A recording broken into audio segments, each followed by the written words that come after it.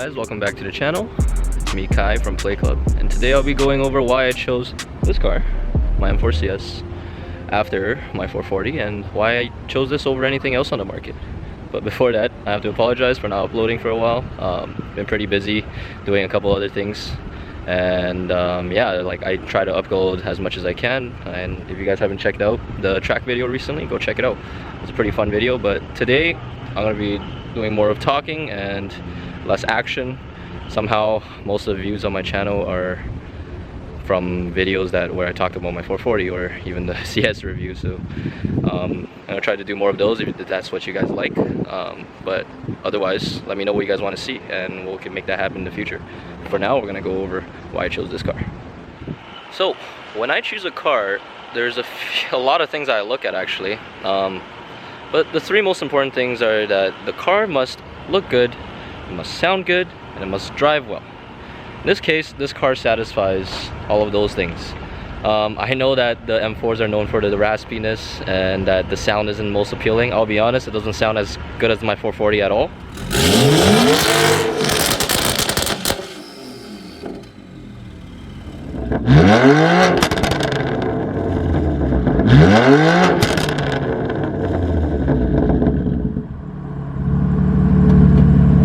But because there are these equal length exhaust solutions, that is what made me decide on this car actually, ultimately, instead of anything else. But we'll go over that later. We're going to talk about all the other cars that I considered and didn't consider and why. And hopefully that I don't get any hate for this video, because everything is my opinion only. I could be wrong, I could be right, doesn't matter. Right? I'm just telling you guys why I chose this specific car instead of anything else. Let's go. So there were a few cars that I was looking at instead of a M4 or even M cars, but to go through the short list that I had was that I was looking at C63s, AMGs, I was looking at the coupe specifically, and I was looking at another 440 because the 440 was great, to be honest. Till this day I still kind of miss it. I was looking at regular M4s, I was looking at this M4, I was looking at the M4 GTS. I wasn't really looking at Audis because I just wasn't personally too big of a fan of all Audis. And that's about it for within my budgets. So maybe there was like M5s that I could consider, or even the newer M4 or the older M3, the E92s. But I chose this at the end and I'll tell you why. So I was looking at the C63s. I really like the C63s because if you guys have been following me on Instagram, I had a W204, the 6.3, well, it's actually a 6.2 liter V8, but I had the old C63 and I really liked that car. So that's what made me look into the newer cars. But long story short is that I kept the C63 for a little while, around 8 months, and then I sold it and then I got this car. So let's talk about AMGs. C63s, the W205s specifically, I only really like the coupe. I feel like the sedans I see too much and they kind of all look the same in my opinion. Could be wrong, you know, please no hate. But in terms of the design of the C63s, I like the coupes. The coupes are great. However, the new ones, the W205s, are turbocharged. I have nothing against turbochargers, but after owning the naturally aspirated W204, I don't think anything could really replace that car. The problem with the W204 and why I didn't really keep it was because that car didn't really handle too well and it shifted very slow. Sound was amazing, drive was amazing, the look was great, interior quality, everything was great. Just the problem was that car was starting to feel a little aged and it wasn't really track capable. So whatever car I wanted it to drive well enough that I could take it on the track. And when me and my friends, we took the C63 and the 440 a while back out into, you know, the back roads and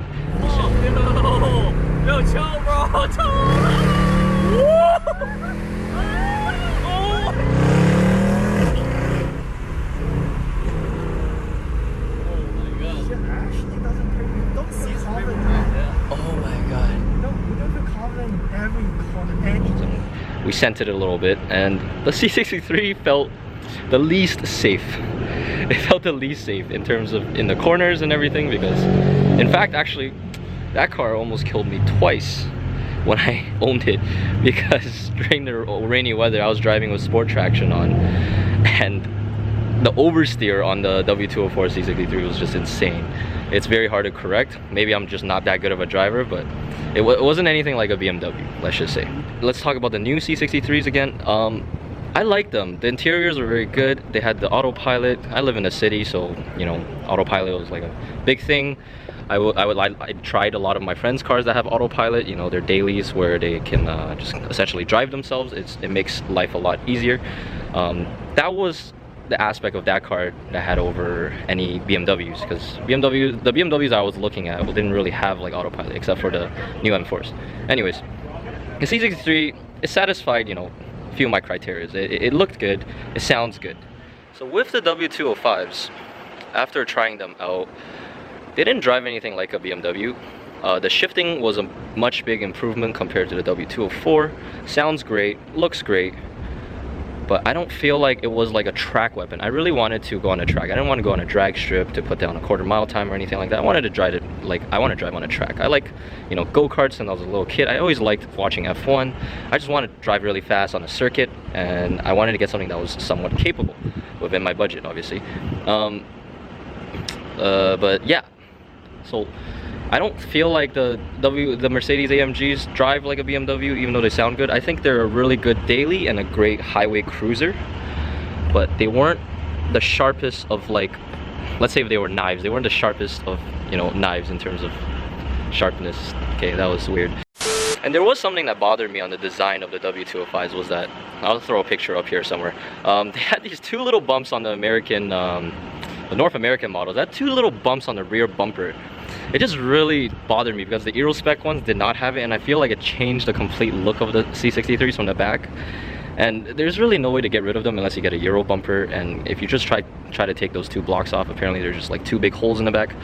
But yeah, that car by far, it does sound way better than any M4, probably, in my opinion. And you know, it looks great, interior's great, yada yada yada. But it wasn't my choice. It wasn't my favorite thing. It didn't win me over this specific car or an M4 in that fact. So I didn't get the new M4, and I'm pretty sure you guys know why.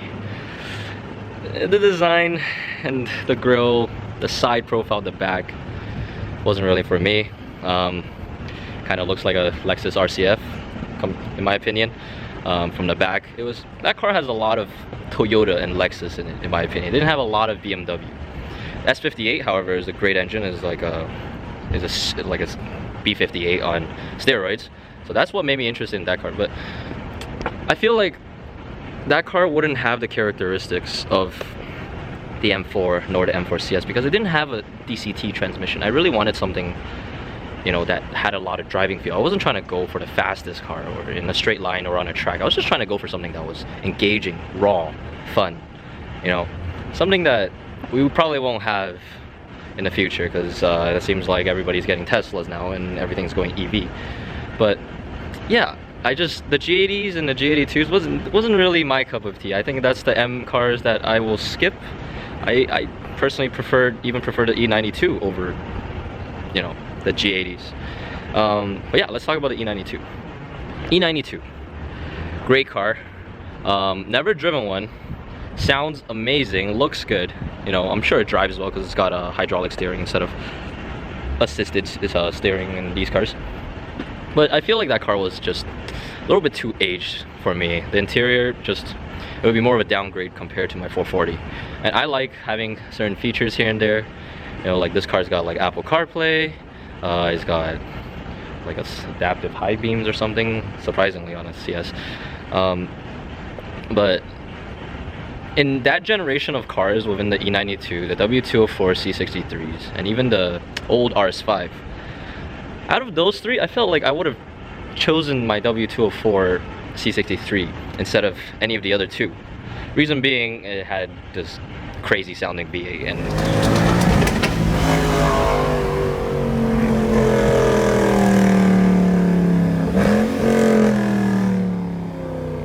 it looks insane, and it was just like this mean machine. And so because of that very reason, I kind of just neglected the E92. Owning the C63 of that generation, I kind of got an idea of what was going on in that generation of cars. It was an experiment, and I tried it out. I wanted to see what cars were like back in the time, and you know, I got it, and it was great. But in my opinion, I like the C63 more, even though I'm a BMW fanboy, obviously. But I like the W204 C63 a lot. That car had a special place in my heart, and you know, ever since I was a kid, looking at those things was just like insane. And yeah, so that leaves me with why I didn't choose another 440, or why didn't I get a regular M4. The 440, I felt like I could have built another one, but it wasn't anything refreshing. And to get another one, so my 440 was leased, so I returned the lease and everything was smooth. But if I were to go get another one, I would buy another 440. I feel like the cost wouldn't really make sense to do all the labor again, put all the parts I had on again. I just didn't want to go through the whole thing again and then get the exact same thing that I was, because there wasn't too much I could have done to my 440 other than, I don't know, upgrade turbos, upgrade fuel pump, you know, do a stage 3 tune, change the lights here and there. I just felt like if I were to do all those things, I might as well buy a M4, because that's how much it would have ended up costing. And so then I looked at M4s, you know, There was a lot of M4s. I was specifically going for Ultimate Package M4, so that, for those of you in the States, that's in Canada, we have this thing called an Ultimate Package. It means that you get every option on the M4. So you'll get, you know, all the lane assist, blah, blah, blah, wheels, exhaust, carbon. I was looking at those, but those seemed a little overpriced, or their mileage was a little too high. It just didn't really make sense to me. And another thing was, a lot of my friends told me if I were to go get a regular M4, it would be too similar to my 440 in terms of the interior, and maybe even a little bit on the exterior. So then I started looking, you know, I saw a lot of CSs on the market, but a lot of them were very, very expensive. But this one, I was able to find a very good deal. So I went and took a look. I was like, oh, M4 CS, you know, of course it's better than a regular M4 in whatever way, because it's more lightweight, it's more track capable and everything, but I didn't know if I was able to live with it, with all those things. You know, I started looking into it, and I looked into it for a couple months. And if you guys actually remember, on my Instagram, I had a lot of experience with M4s in general. So I had an M4 that was lended to me for like a while, and I got the slider thing around.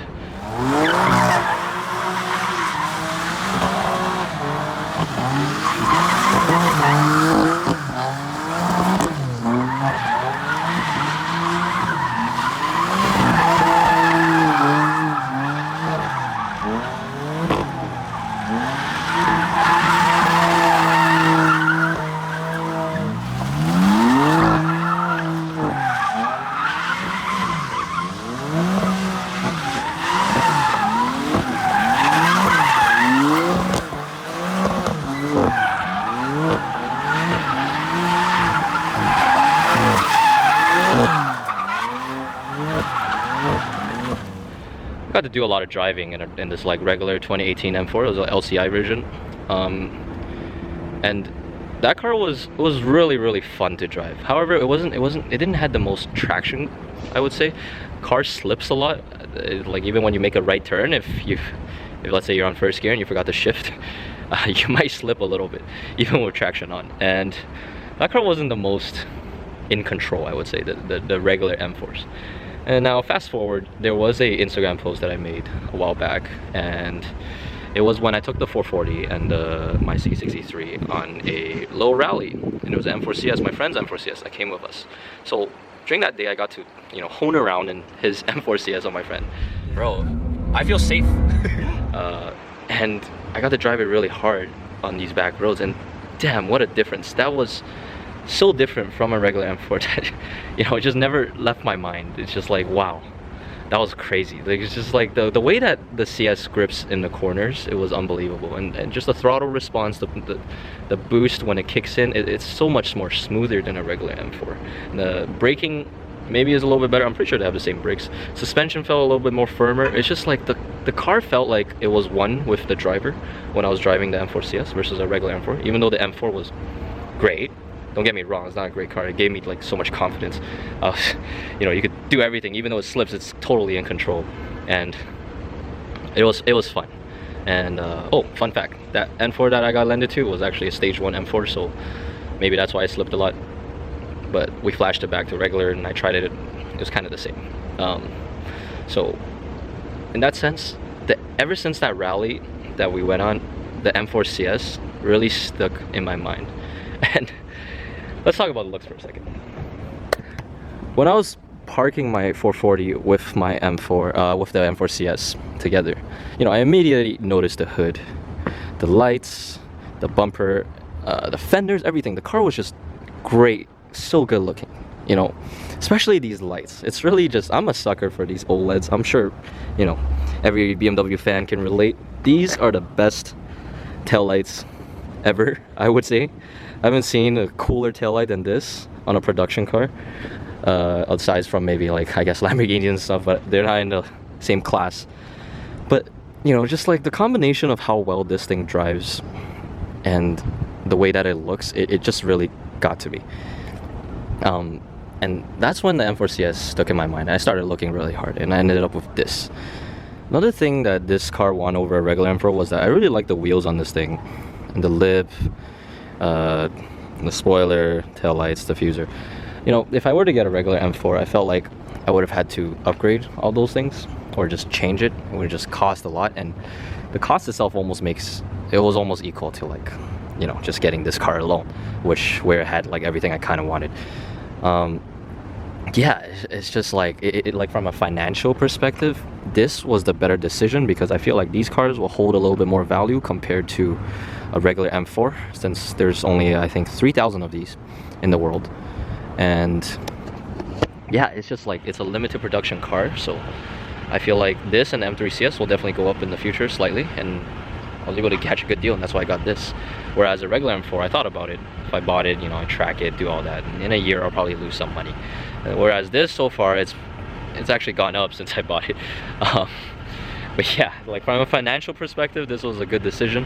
I'm sure from a financial perspective, the C63s were great too, because Mercedes are getting rid of their V8s, and especially naturally aspirated one.